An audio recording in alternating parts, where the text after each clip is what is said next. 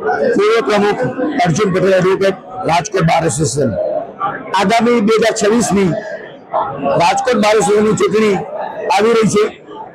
આજે સમરસ પેનલ જેને અમારે સમર્થન કરી રહ્યા છે એમણે આજે વિધિવત ફોર્મ ભર્યા છે। સમરસ પેનલ આ વખતે તાકાતથી ચૂંટાવાની છે। એનું કારણ એવું છે કે આરબીએ પેનલના જે સમર્થક છે પરેશ મારુ અને જે ચૂંટણી લડી રહ્યા છે સુમિતભાઈ વોરા પ્રમુખના, એ લોકોએ એડવોકેટ સંદીપ વેકરિયાને એટલી હદે અન્યાય કર્યો કે પોતાનું ફોર્મ ન ભરી શકે એટલા માટે એનું સભ્યપદ રદ કર્યું।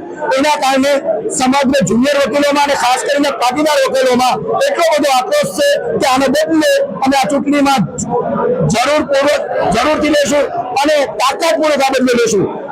આરબીએ પેનલ ઉભી રહેવાની સ્થિતિમાં નથી, એના ટાંગા લઈ ખડાય છે, એટલા બધા ડરી ગયા છે અને એના કારણે સંદીપ વેકરિયાનું ફોર્મ કાળા દાવાથી રદ થાય એટલા માટે સભ્યપદ રદ કર્યું।